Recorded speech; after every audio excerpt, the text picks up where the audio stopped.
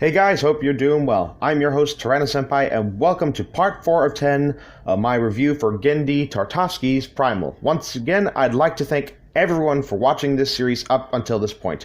Apart from Jurassic World Alive and the trailer reactions for Camp Cretaceous, Godzilla Singular Point, and of course my toy unboxings, this is the most popular series currently on the channel. I greatly appreciate it. Thank you all so much, and I hope you'll stick around as long as you can. Also, I'd like to apologize with the lack of Primal reviews, as I just moved into a new place and I'm still kind of adjusting, and these videos kind of take a while to make, so I thank you all for your patience and for sticking with me for so long. I'll definitely try to get more Primal review videos done as quickly as I can drop them. I mean, we still got like 6 episodes after this one, so it's gonna be a wild ride, so please stick with me for as long as you can. Anyway, today we'll be taking a look at episode 4, Terror Under the Blood Moon. The previous episode, A Cold Death, was so wonderfully done, but this one made me think only one thing. Dude, what the fuck?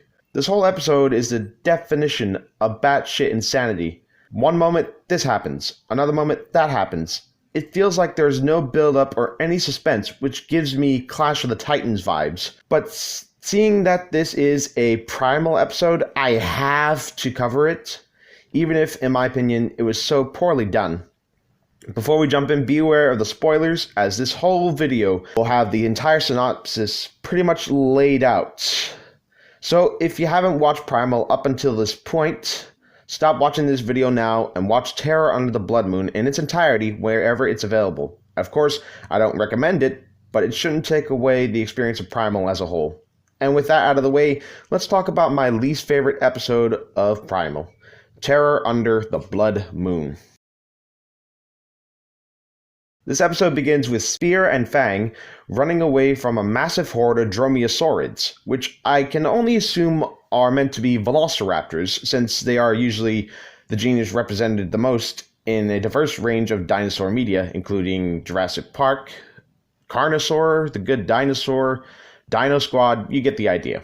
As soon as I saw all those raptors, my immediate reaction was, what the actual hell? There was no build-up at all to this point, and it's just a random moment in time, so we have absolutely no idea why Fang and Spear were being chased by raptors. Not only that, but there's a huge swarm of them, which is absolutely ridiculous. We know that despite popular belief, raptors were not social animals and behaved more like Komodo dragons, working together only in groups to tackle big game. After the kill was brought down, it was every carnivore for itself. All the raptors would have fought and maybe even killed each other to claim rights to a carcass. The fact that there are so many of them chasing after Spear and Fang is extremely exaggerating. I could also point out that these velociraptors lack feathers like the actual animal did. But I can at least excuse that because it's an animated series and not a documentary, even though we would see feathered dinosaurs later in the series. And the only thing these raptors contribute to this whole sequence is just to be fodder for Spear and Fang and to move them along through the story. The smaller dinosaurs managed to get some hits in, but ultimately those that got close were all killed. As Fang and Spear ran through the tall grass, I got serious Lost World Jurassic Park nostalgia, with the velociraptors hunting the protagonists. I wouldn't be surprised if that actually took inspiration from the movie. Spear and Fang, however, are trapped by the raptors as they are surrounded. But before the plucky predators can make their move, they notice a red moon rising and retreat. For Fang and Spear, it took care of their raptor problem, but they were clearly afraid of something if it made them want to give up their hunt. As the pair travel, they find a huge mountain with skulls carved into the side. These skulls kind of reminded me of normal humans, but with fangs for teeth like a Smilodon. It looks like it's important, but because we never see it again after this scene, it made it feel more like it shouldn't have been shown in the first place. Fang and Spear continue to travel in the plains, and they are constantly being watched by multiple pairs of eyes under the rocks scattered on the landscape. The feeling not going unnoticed, of course. They then take cover behind a rock and watch from a distance. Something emerges from the fog. I can only describe it as a pale, malnourished caveman carrying a dead warthog on his shoulders. As he walks, he is constantly looking up at the sky, as if he knows something would be hiding up there. Unfortunately for him, since he wasn't watching his step, he trips over a stray rock, dropping the boar and breaking his leg.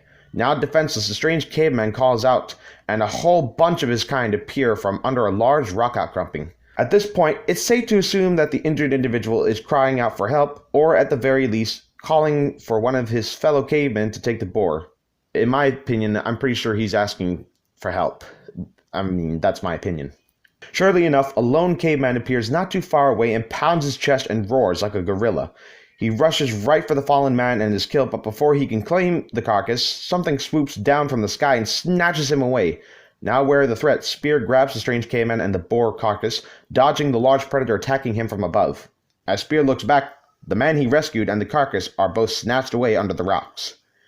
It's at this moment when we finally get a good look at the opposer. A giant, red vampire bat. Oh my god! Okay, let's get real here. There has never been a bat this large in the fossil record. The largest known prehistoric bat, to my knowledge anyway, is the Volcanops. But even that is far smaller than this heavily exaggerated man bat. It's pretty much at this point when Primal starts featuring creatures that are just fantasy. While it is true that the Mega Snake in episode 2 isn't confirmed to be Titanoboa, we do know that there are prehistoric snakes that were absolutely gigantic, which makes the one seen in Primal less outlandish than this rabies-carrying motherfucker here. Fang manages to completely destroy the bat by biting off its head, but soon more bats join the fight. Eventually, Spear is taken away by one of these oversized mammals and drops his weapon in the process, which is then picked up by one of the frail-looking cavemen.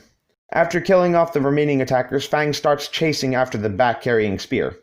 Her pursuit leads her to a steep mountainside, which she attempts to scale, but despite her efforts, she is unable to make any headway. If it wasn't obvious to anyone at this point, it seems that Fang's bond with Spear has gotten to the point where she actively protects and assists Spear. I could tell that she gets frustrated and even looks hopeless when she just slides off the mountain.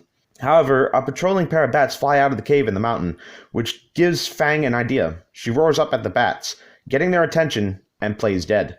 The bats take the bait and carry her up into the cave, laying her on a pile of animal corpses. With her trick perfectly played out, Fang explores the cave where she finds cocoons made of webs full of dried up corpses. This is where she runs into the most ridiculous boss in the entire Primal series. Yep, a giant spider. Let it be known that there has never been a time in history when a spider or any arachnid of any sort has ever grown to this size. There were prehistoric spiders, but none of them were as massive as this. At this point, it's just the Acromantula from Harry Potter, Shelob from The Lord of the Rings, maybe even Kumanga from the Godzilla movies. Anyway, Fang and the giant spider clash with one another, with the dinosaur becoming quickly overpowered. However, she discovers Spear still alive wrapped in a cocoon, which she manages to rip open. Waking up from his comatose state, Spear rushes into the fray but is simply knocked away. Spear then finds a dead Triceratops, at least I think it's dead, wrapped in a cocoon. Taking a rock, Spear bludgeons one of the Triceratops' horns off. I sincerely hope it's dead and not unconscious, otherwise it's gonna wake up with a seriously bad defect. But I digress.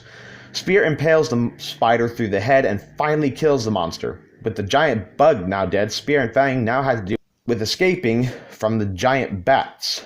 Using the spider silk, they free fall from the mountain cave, using the rope as a sort of safety rope, and made a wild dash for it. The bats find the spider's corpse and chase after the heroic duo. The caveman from before notices the two coming right for him and returns Spear to him. That's fun to say, Spear. The two manage to kill dozens of bats before leading them into the tall grass, where the velociraptors return as the cleanup crew, killing a large number of the bats as Fang and Spear run out of the grass and into the sunrise.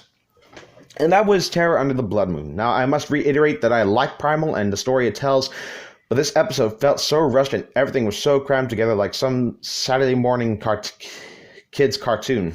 There were only brief moments when the characters weren't running or fighting, and the whole story pretty much rewinds on itself, starting with the raptors, the bat, the spider, then it goes back to the bats and back to the raptors. Honestly, this one episode could have used a lot of work. Unfortunately, I have to give this episode a 2 out of 5, even though it pains me to give an episode from a series like this such a low score. Anyway, I hope you've enjoyed today's video, and I hope you'll join me when we cover episode 5, which will be the ending of part 1. The episode we all love and hate, Rage of the Ape Men.